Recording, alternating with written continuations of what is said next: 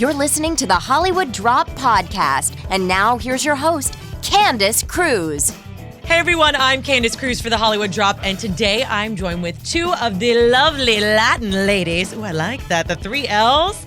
Jael, Depardo, and Lorena, Jorge have joined me today from the Digital Podcast Network. Thank you so much for coming in today. We are so pleased to be here. Thank you for having We got us. three Latin lovers in the room. We've got Dominican, Colombian, and Puerto Rican. Wow. This is going to be an interesting show, y'all. That's a great dish. That's a great dish. It's a great Latin dish. Great. Oh, look at what you did right there. Yeah, we got some empanadas. Oh, please. We got some arroz con pollo. Tostones. Hey. Habichuelas. Oh, can I go get some food now, please? Oh my God, I'm getting super hungry. Me too. Just talking about it. Well, first of all, I have to say congratulations because this is a huge deal for every Latina, every Latinx person within the community to see this many Latin women in one show on a podcast, on a digital podcast network, which is huge. So congrats. Thank you so much. Thank you. We've been having a blast. Yes. It's been a lot of fun recording the Latin dish. I can definitely tell you all have a great energy. You're giving me some of it, so thank you. I appreciate it. Absolutely. Likewise. Oh, It's coming thanks. over here too.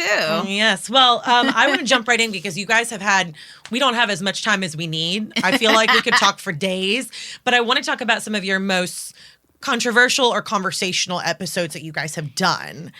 Well, definitely the Maluma. When we talked about Maluma, we got a little riff-raffed. Okay, tell me. We had a little opposing. All of us kind of had a little different point of view Yeah. when whether or not he's a role model or not. And, you know, our lovely Jael being Colombiana and Maluma being Colombian, she definitely had a certain feel. Yeah, how do you feel? Well, okay, so the whole thing was, all right, me being Colombiana, right? Like I have a certain take on him getting as far as he has, right? Because, you know, having been born there and understanding that my country went, you know, it was war-torn for a long time and it was impoverished. And granted, now it has grown exponentially. It is one of the most rapidly growing countries in South America. And it's gotten, you know, the cities have become very like metropolitan and, you know, so it's expanded and grown a lot.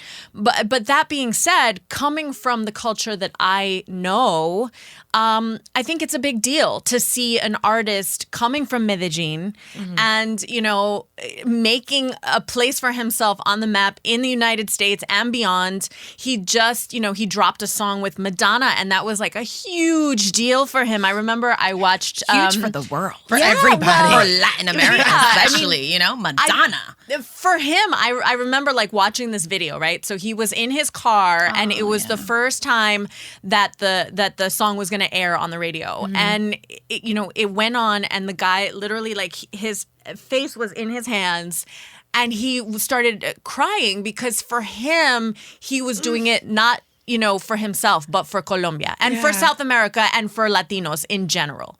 Yeah. So we were talking about, you know, is he a role model? Because at the same time, by that same token, like if you watch some of his videos, you listen to some of his songs, the guy is definitely talking about some, you know, some racy things, right? So we were like, a lot of sex. Is he a role model or is he just someone that you look up to? That's an interesting like teeter-totter for me.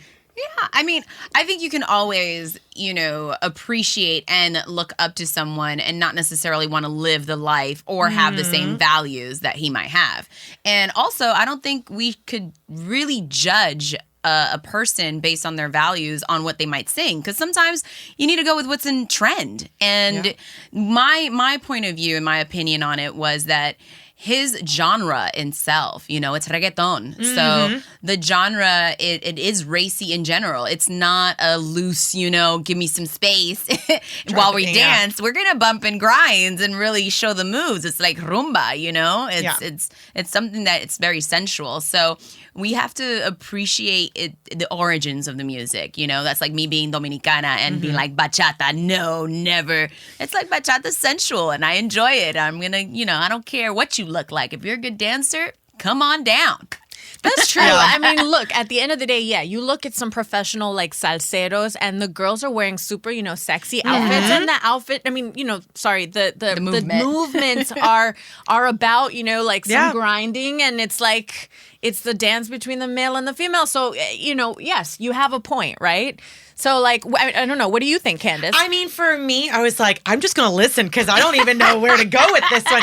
For me, in general, I think people choosing their professions, just because his profession is on a public stage, he shouldn't have to live his life being like, I'm going to be a role model, unless that's his personal choice. Like, I think we put so much pressure on these people that are celebrities, that we deem celebrities. We automatically say, well, you should be a role model. No, they shouldn't be. They should be 100% who they are. Yes. And if that's what he wants to do or what he wants to present, or that's what his team feels like he should present, then there shouldn't be an obligation that he should follow the straight and narrow just because of that. Yes, to a certain extent, like, you have a public platform, so you have an obligation to, like, speak your truth, but his truth may not be what everybody else wants to hear. Yeah. And he's, 25 years old? Yeah. I'm sorry. He's in his prime. Let him live his best life. And he is not, it's bad on the eye. No, he's not. Oh, God. I'm just gonna Him call and it. his girlfriend together, like, Right? oh.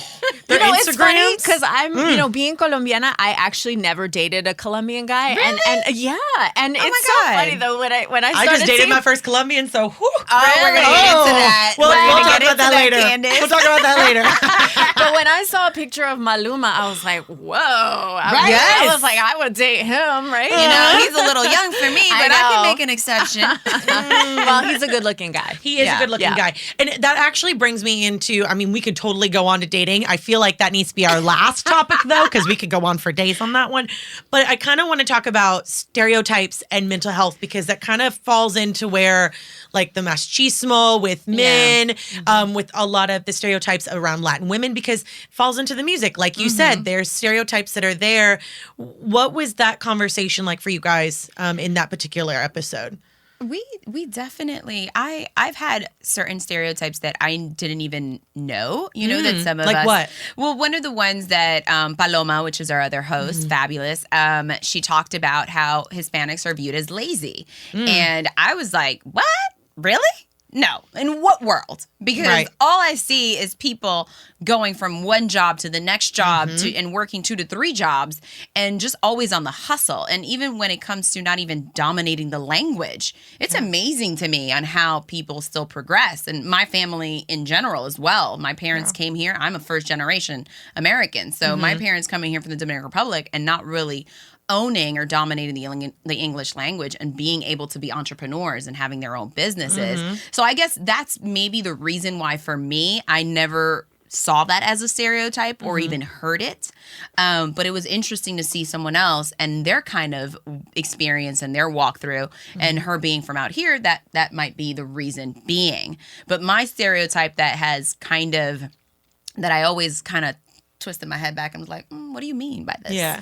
Is when I go ahead and I would speak and I would have conversations with people, they were like, oh, you don't sound Hispanic, or you don't, you sound white. And it would be, and I was like, well, what does that sound like? Like, what does white sound like? Right. What is the difference here? Because all I know is that we're having a conversation. And I guess since you're deeming me as an intellectual, all of a sudden I am not Hispanic. And that, I'm like, do I get offended? Do I get into the Hispanic and want to take my hoops out? No. And I got my nails, I got my hoops, let's go.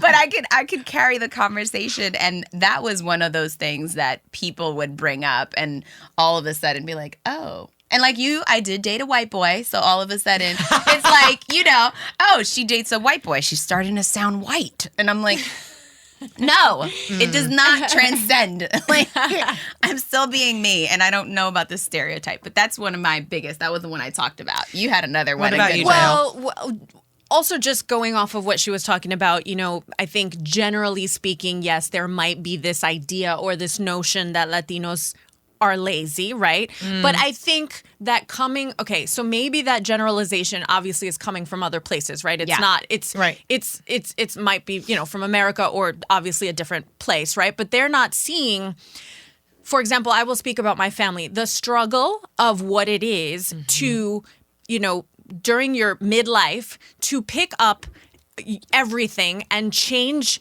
and move to a different place where you don't speak the language, right? And a lot of my family, they had like a medical degree, for example, in Colombia, but then they come here and they can't practice, right? So all of a sudden they have a job that's really they're overqualified for Jael, because they have this other skill set that they can't use because obviously they're not licensed here or they don't speak the language. So this is starting all over again. So just kind of understanding that plight of what it is. It's a scary thing too. Maybe like a lot of people, most people don't do that. And so that's what I see. And I don't think, that's not lazy. I think that's courage. Absolutely. Which you bring up a good point, because to me, I was always like, they can't come and practice here, but then yet again, Americans go to these other countries to learn and get actual study and get trained. So I'm just like, how does that work? That's a fascinating conversation in and of itself. And I think we're in a climate right now that I feel that stereotype cannot be applied at all to any Latino because I've never met a lazy Latino. Neither ever in my life. And I don't know where this stereotype comes from, because I know I'm a second generation. My grandfather came over from Puerto Rico and did the military thing and learned the language through the military. My grandmother still was like kind of getting the language. And then all of my aunts and uncles and my dad have like worked their behinds off and are either military or own their own company. And like, you work so hard to assimilate, to have this quote unquote American dream. I don't know where it comes from, that there would even be this type of stereotype. What about the stereotype specifically geared towards Latinas? That we're sexy and we're passionate and we're You're going to stab somebody in the middle of the night, Jael? Yes, also. Yes, my we're God. the mistresses too. Yeah, of course. Well, I mean, it is funny. Also, generally speaking, I feel like a lot of men, they'll be talking to my girlfriends and me. It's like, oh, you're Latina. Oh my God, you're so feisty and you're kind of crazy and you're so jealous and all this stuff. But I will say, speaking for myself, and I don't know if it's because I don't know, like I practice like being chill and I like to meditate and all this stuff, but I'm really not like that. I feel like I'm a really chill person. Right.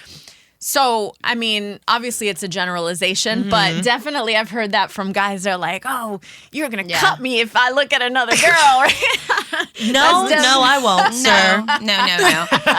No. If you cheat, then I just might leave you. Right. Not even, we won't even get the knife out. At least for me. I'm like, I'm not going to bother too much. No. I can't. I got too many other things to do in my life. You can just, I'm trying to conquer the world here. Thank you. That's it. Quote unquote, not lazy. Exactly. But you can be feisty. I do love it. But I feel like women in general can be feisty. Oh, absolutely. It doesn't just have to be a Latina. Like, there are feisty women out there that are of all types. Oh, of course. Yeah. And there are ones that can't dance and that do dance, because I feel like that's also another thing that people go ahead and just like, well, you're Latina. You're supposed to like be able to move these hips. Yeah, can't you move these hips? Don't you? You're born moving those hips, but you're like, So it's one of those things that I want to get to a place where we're treating the individual as an individual and not generalizing and not all of a sudden. Because I know I've been in relationships where there is also that, not even Latin, just being a woman, and then being a Latin woman is like on top of that, where it's like, oh, I know I can't, if I come home at this time, or and I'm just like, dude, no, you can come home at whatever time you want. Like, I'm not going to stress myself out over anything. Yeah. But they generalize. They put us in a whole little pocket. Yeah. And then also, men, what do you do to make some of these women crazy? Oh. Because let's not do it all. It's not all the women. Machismo is alive and well. Just saying. Yeah. I mean, listen, we could go into mental health, but I feel like we should forgo that and go straight into dating. I think that has mental health in it already. It does a little. Let's we're pushing into that, because we all have very strong opinions about this topic. No, totally. And mental health can be affected. It can. It can be very much. God, can it? Yes. Well, ladies, we could be talking about stereotypes and all the different things Latinas can be for days, but I'm ready to get to our next conversation all about dating. But before we can do that, we do have to go to a quick break. So definitely stay tuned for our conversations about dating with two of the lovely Latin ladies from Latin Dish. If you're not listening to the Dean Edwards Show on the Digital Podcast Network, what are you waiting for? We never know who's gonna stop by. We might get a little Tracy Morgan. Dean Edwards got his own show on Digital Podcast Network, Papa. I'm rocking out with the Dean Edwards Show. That's how I get down. We go back like Spinal Cords and 8 tracks. Maybe Denzel Washington. You know what it is. We didn't land on Plymouth Rock. The Digital Podcast Network landed on us. Or perhaps Cat Williams. Just so we're clear, I don't listen to everybody, but I listen to Dean Edwards on the Dean Edwards Show. How about Jay-Z? Yo, how crazy is that? Yo, Brooklyn, stand up. Your man Dean Edwards got his own show on Digital Podcast Network, baby. It's the Dean Edwards Show, you heard? It's all Dean, it's all love. No matter who you love, it's all going down on the Digital Podcast Network. Visit digitalpodcastnetwork.com. And now back to the Hollywood Drop Podcast with your host, Candace Cruz. Welcome back to the Hollywood Drop. I'm Candace Cruz, your host, and I'm joined with the two lovely ladies from the Latin Dish on the Digital Podcast Network, Jael Depardo and Lorena Jorge. Hola. Hola. Hola, ¿cómo estás? Yeah, I really want to practice. Muy bien. Podemos Please. practicar. Oh, Sin problema. yes, please. Yes, After. please. Over drinks. After. Ooh, I like that better. Yes. After drinks, because I feel like I'm going to need a drink after this conversation about dating, y'all. Because we've been Definitely. hinting about it this whole time. Obviously, you guys cover a ton of topics on this incredible, groundbreaking show, The Latin Dish, where it's all Latina ladies talking about our backgrounds and topics that affect all of us and just everything in between. But this conversation is something that I feel hits home with all three of us. Oh, yes. The plight is real. The plight is real, especially where we live. And I think the time that we live in, because we're going on the dating apps and people don't know how to navigate like in real life versus dating online. Ghosting is a huge thing. Yeah. Talk to me about the conversations you guys had on that particular episode with dating. Well, I, for one, like when I talk to some of my girlfriends and, you know, if I say, oh, you know, I met this guy out in wherever, out at a place, they're like, you what? You did? That's like, You bumped into the unicorn. Romanticized, you know, amazing thing that you actually met someone out somewhere rather than on some kind of dating app. And, you know, talking about like how people are handling it, I think because it is this new landscape, right? It's this new format. A lot of people, I think, are kind of like learning their way of how to start dating from this way, right? Right. You know, I think with like for dating apps, for example, right? I think sometimes some of the things I've heard is that people start conversations and you have all these conversations with this whole list of people you have a you pen know pal. you've met, right? But then they become pen pals. Yep. Right? Because when does the date actually happen? When do you start to ask someone out? So does that mean that the apps are making people lazier? I don't know. With dating? I mean, I think definitely I agree to that because I know some girls in regards to ghosting, right? Right. They'll actually go to the step of dating or even that pen pal, and eventually they'll see that they're active on their profile, but they haven't really reached out and made a date. And it's like, well, hold on, what is going on? And essentially I told some of my girlfriends, it's like, well, it feels like they're out with you. They know what you're doing and what you got going on. So it's like, where does the conversation go from there? Because now, usually when you do meet up with someone, it's like, oh, so what did you do today? So what it was new and exciting? And they already know all of that. So it's like, where do you go from there? And a lot of the times also, you can go and you can spy on people with technology. Oh my God. So you will know so much about a guy before you go out on a Exactly. date. Yeah. And then you're on the date and you're like, I shouldn't say that, right? Listen. Like, stalker! Alert! And you want to But you know what? I met a guy recently, and like the moment we exchanged numbers, he just sent me his Instagram handle. He's like, just have at it. Like, He's like, you're already going to do it, so I might as well just give it to you. I love that. I love that. But then people judge you also, because I know one of my friends was like, oh, well, I guess the person doesn't dance because they don't have anything. And I'm just like, I don't put that I dance, and I love to dance. I go out dancing every other week, and there's not one post of me dancing on my social media. So all of a sudden, you have a total image of who I am or what I do or what I don't do. Yep. Do you think that damages like having a preconceived notion Yes. and then going in to date someone? It's like you've already scoped them out online. So like how does that change the dynamic? And where do you go from there? I feel Right. like here's my thing too, because I have a bunch of single girlfriends, and as soon as we're about to go on a date, we all scout out the person. Like you check and make sure that they're like, And all your are they girlfriends know, worthy? too. They know everything. They're like, oh no, don't do it. Yes, do it. Like go on this date. But my thing is I'd rather a guy not follow me on social media until I get to know them. And the reason why, like you can look through my social media, but don't follow me. Yeah. Because then I'm going to be watching and seeing if you watch stuff, and I'm going to see if you liked something, and then brings a whole nother layer of things. I would rather get to know you first, because I'm appreciate very different than my social media. I don't post a lot on my social media. I do stories, but that's about it. Like I don't want you to look at my Instagram and be like, oh, that's who she is. Yeah. Like I want you to like get to know me outside of a picture. Well, you bring up a good point, Candace, which is the fact that a lot of people are putting things what they want to be viewed as and not necessarily who they are or what Absolutely. they're like.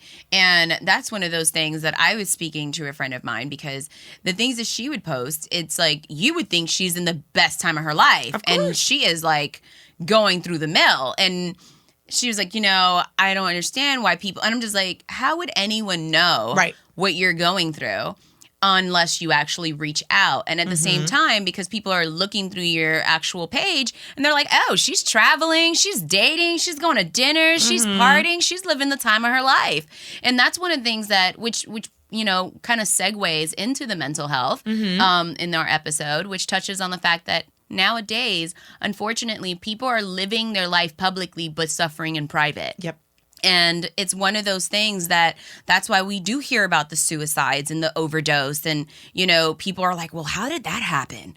I don't understand. Right. They're They seem so happy and they Yeah. were going Yeah. here and there. Yeah. So, and it's such a shame. And that's my whole thing about, unfortunately, the day that we live in today, where dating and technology and health and so many different things that we're aware no longer we're aware of each other, and that disconnect. Wait, but before we step into the mental illness Yes, topic, please. which I like sticking with it's the happy. so important. Well, why does mental illness have to be damaged? Oh, it doesn't.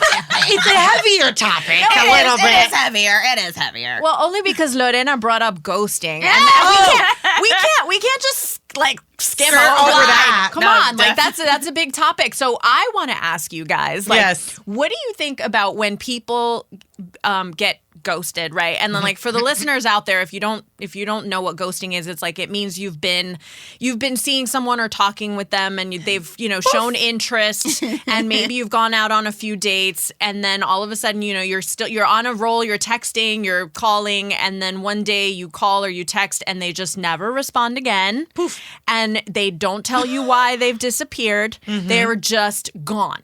Gone. Gone. Casper.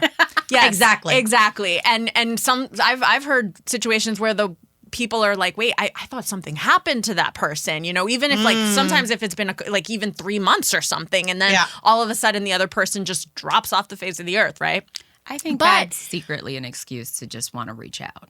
When people are like, I was worried about you, I'm like, you didn't even know I existed. Like a month or 2 months ago. Stop. I'm good. So, but then there are situations, now we're talking about technology and social media, right? Yeah.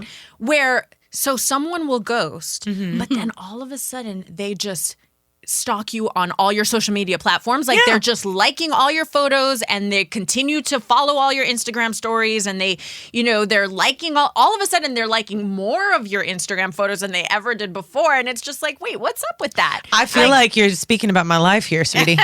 Isn't that weird? And why do they, why? Why do you do I have that? a personal take on that. Like, if you don't want to be in my life, why are you? Because why are they- you still here? My opinion is because they still want to have the option. yes. Doesn't mean that they want to be with you. They want to have the option. Keep the gateway open. If person A isn't available, your person B, C, D, whatever else down the list. Because no one ever wants to be completely single. Everyone always wants to have their options over here and over there. So ghosting, but still keeping tabs is exactly what it is. They're keeping tabs to see, oh, they're interesting enough, or oh, I'm lonely, or oh, whatever else. I'm going to sneak back in because I'm still been connected. So it's like keeping a door open where psychologically the person that's being, that they're watching might accept a text out of the blue. Of course.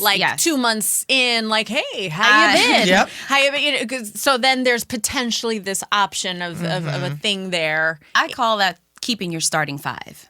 Oh, I like this. Here, give it to me. Give it to me. I need to hear all about this. That's basically what I see it as, which is a little bit, you touched on it, which is keeping your options open, keeping your actual players on the bench, and keeping them warm, and just saying with the person that you actually have that's playing the court and is doing and getting all those free throws in, all of a sudden they get a little injured and you're like, yeah, you're not really working out for me. I might have to call, C over here onto the court.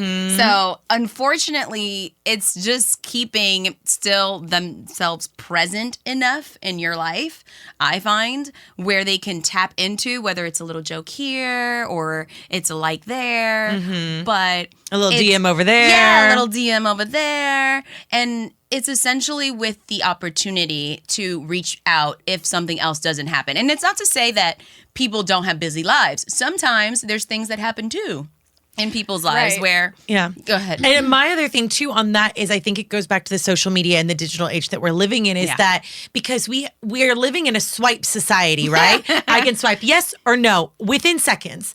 It happens in real life too. Yeah.